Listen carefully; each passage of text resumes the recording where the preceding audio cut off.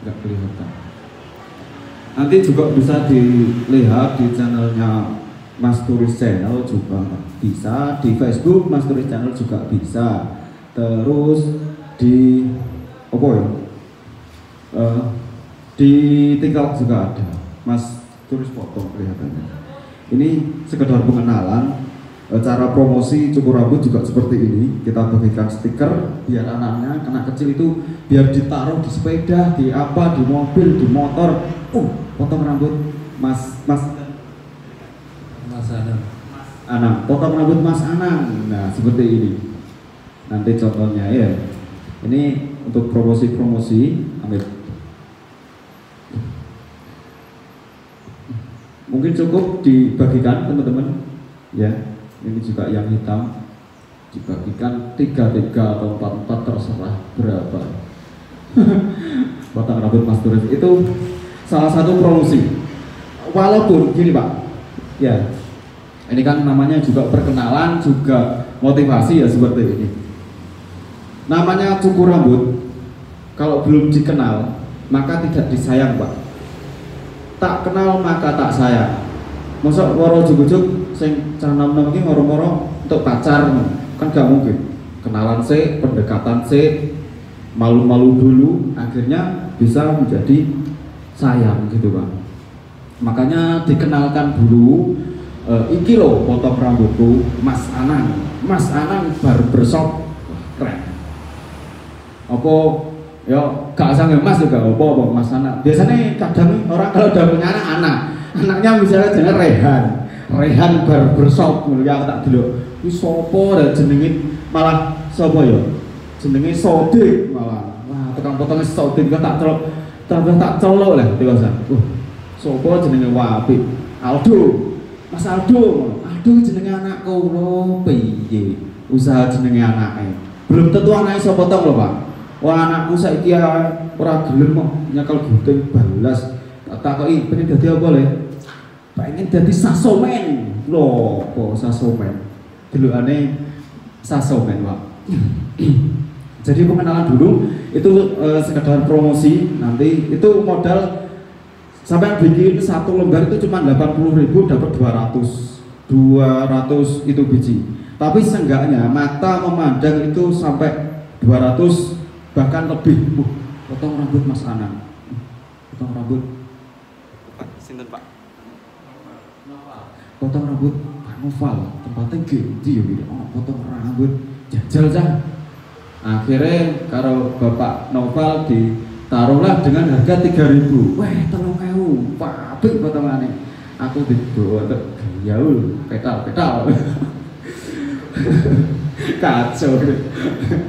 Enggak Pak, buatan Pak guyon.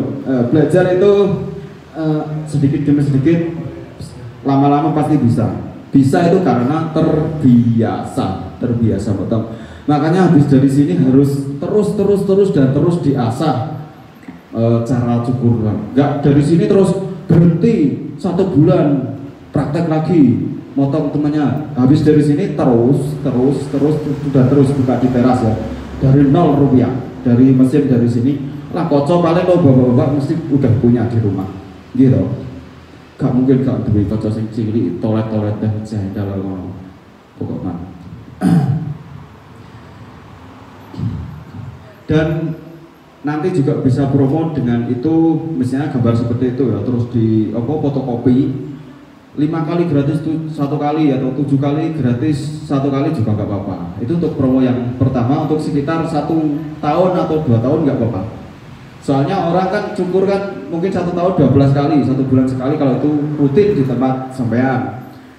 Nah itu bisa dikumpulkan 7 kali, tapi agak menguras tenaga ya. Namanya kita promosi juga nggak apa-apa, menguras tenaga. Pas ya anak wong jompon biasanya rada ngersul. Aduh, rada gratis. Nah, sampai kupon di 1 hari biasanya saya ngumpul itu dulu sampai 10 sampai 15 kepala.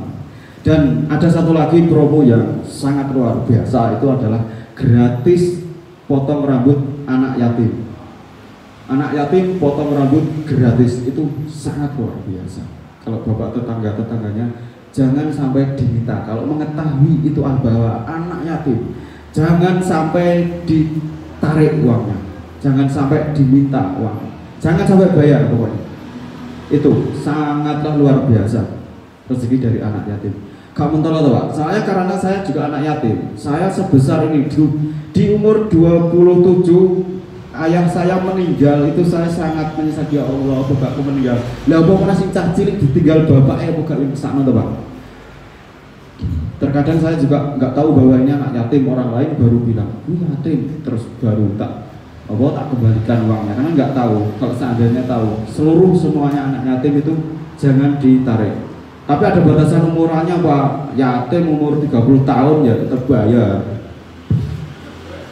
Nanti dikasih tulisan gratis, potong rambut gratis anak yatim di bawah umur 15 tahun gitu, atau di bawah SMP gitu misalnya. Dapat santunan. Kalau untuk anak yatim, Bu Devi itu santunan itu sampai umur berapa sih Bu? Kalau boleh tahu, macam-macam. 15 tahun dan nggak dapat santunan. Oh berarti di bawah umur 15 tahun gitu aja. Kelihatan kalau udah SMK udah nggak dapat santunan. Masih? Oh, ya berarti tergantung orangnya ya. Kalau saya di bawah umur 15 tahun biasanya. Nah tadi sampai mana Bu Devi? Ketujuh. 7 atau yang saya bicarakan praktek dan pembenahan tadi ya. Yang ke-8, praktek sesama temannya sendiri. Ini teman-teman harus mau berkorban sesama teman. Jadi 20 nanti kan bisa satu pasang. Masya Bapak Nopal di tali Pak Anang kera masalah. Sampean Pak Anang kenten metali Bapak Nopal. Seperti itu ya. Turun tenda. Nanti kalau misalnya jelek biar saya benahi. Yang penting nggak betal nggak apa-apa. Kalau rambut kan tumbuh lagi. Waduh kacau rambutku serako potongan bujak ini. Nah biar dipanjangkan. Sebelum potong, sebelum praktek taman sama temannya foto dulu. Nanti ke tempat cukur yang kepercayaan bapak-bapak semua pastinya ada. Iya kan langganan. Aku balik mau potong rambut kok di nane loh. Kayak di nane. Bukan berarti rambut disambung lagi, bukan. Pak Nopal ya bingung kan nyambung rambutnya Pak Anang, gak mungkin iso numbuh lagi biar seperti semula. Itu biasanya rambut itu numbuhnya seperti semula itu 2 bulan atau 3 bulan udah sampai korban sedikit gak apa-apa lah untuk bisa menjadi seorang barbershop yang handal. Dan ilmu barbershop ini gak ada putusnya Pak. Nek bumi ini tutup belak yuk arah teh, ini gak sampan entek ide. Aku bosan dari tukang potong. Aku tak jadi kuli bangunan nah. Ini berarti senang soro. Kalau pangkas rambut itu ilmunya nggak ada habis, akan ada tingkatan-tingkatan terus, teman-teman. Bahkan saya dari nol, dari tukang pangkas sampai sekarang semi barbershop. Saya belum barbershop Pak, masih semi. Wong tulisan saya masih potong rambut Mas Turis, bukan barbershop Mas Turis. Karena apa? Di tempat saya itu kalau didirikan barbershop itu belum waktunya Pak. Tepat kalau belum waktunya didirikan barbershop itu pasti gulung tikar Pak. Seperti itu. Pandangan orang barbershop mahal. Yang pertama, tempatnya bagus, bersih, ber-AC. Potong rambut 25.000. Ya melayu 10.000 umpamanya seperti itu Pak. Makanya untuk potong rambut itu harus ada manajemen juga kedepannya itu bagaimana. Makanya ini perkenalan juga motivasi seperti itu. Kedepannya itu kita mau jadi apa gitu. Tukang cukur masih ada tingkatnya, di langit masih ada yang fat, ada yang apa. Itu teman-teman kalau misalnya lihat channel nanti toko omah delok channel Rudiantoko. Wah, dibanding ambek tukang cukure channelnya Mas Turis channel gue jadi ngene beda. Nah, itu YouTube konten sama praktek itu berbeda Pak. Memang kalau untuk konten memang sebagus mungkin dan sedetail mungkin. Dan kalau saya bikin YouTube itu apa adanya Pak, real. HP saya taruh di dada, saya nyukur ke pelanggan saya. Ibarat gini Pak, kalau kita buka cukur itu nggak ada cabarannya Pak. Cabarannya apa? Kalau dapat 10.000 ya 10.000. Kalau buka di bengkel, kita bisa jual oli tapnya, kita bisa jual kalengnya, kita bisa jual aksesorisnya, kita bisa jual pokoknya spare partnya. Kita dapat 1.000. Jangan cukur. Dapat 3 kepala ya 30.000. 4 kepala ya 40.000 seperti itu. Nah, kita dapat ceperan itu bagaimana supaya kita tidak mengandalkan hanya satu sumber dari jasa potong rambut, yaitu dengan cara menjadi seorang influencer. Bukalah TikTok, bikin tutorial cara bongkar mesin, potong rambut, cara ya seperti itu, cara potong rambut, dan sampingannya itu dari gajian YouTube biasanya. Tapi harus sabar juga menjadi seorang YouTuber. Nanti kalau teman-teman sudah selesai pelatihan di sini, boleh tanya secara pribadi pakai nomor saya. Itu Mas caranya gawe channel YouTube ini. Nah seperti itu. Dia tahu Mas caranya gawe channel kok iso itu iklan itu duit gitu ya. Yang seperti itu nanti ada tahap-tahapannya. Karena sekarang tukang cukur nggak punya cabaran penghasilan yang lain. Nah kecuali nih bapak-bapaknya Awan Awan sebagai seorang wira swasta yang cukup dan potong rambutnya cuma buat sampingan juga nggak apa-apa.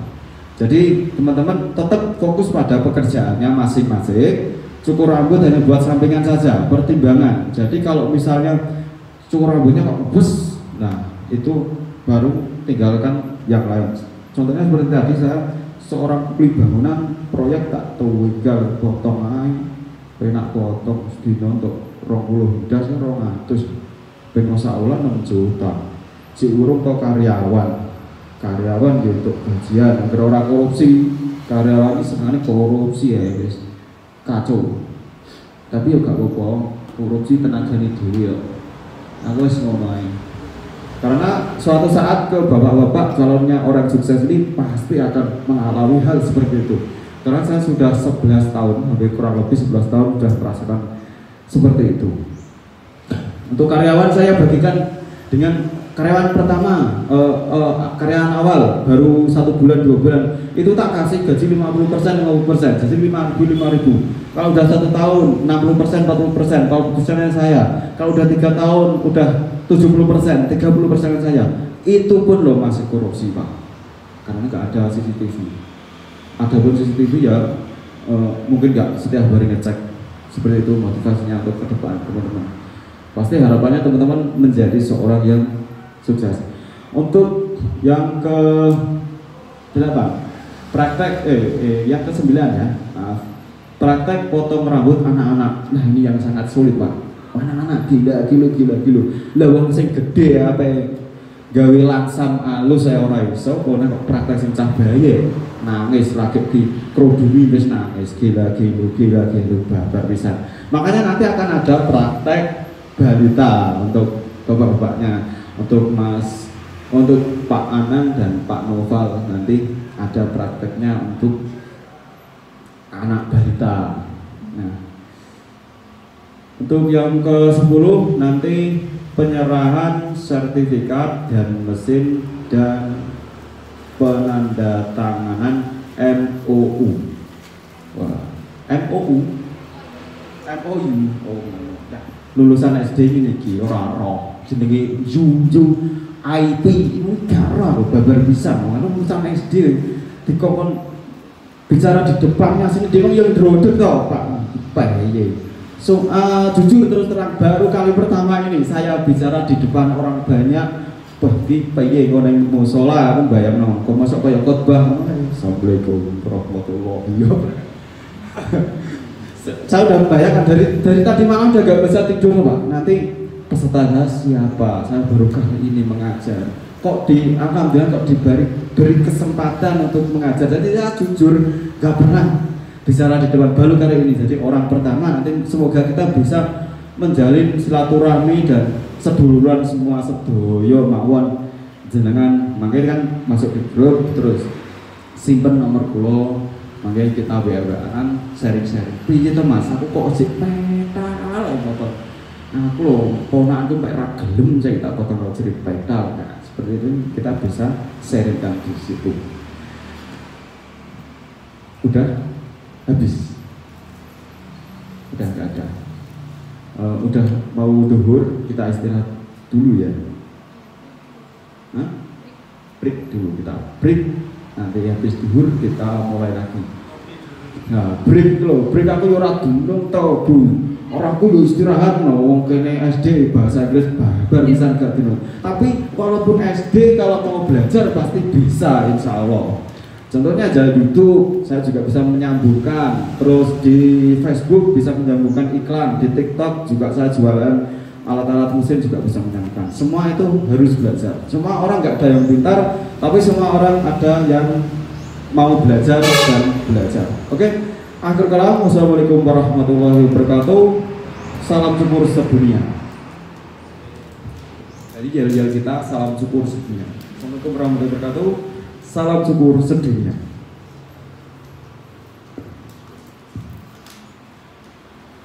Ya luar biasa sekali.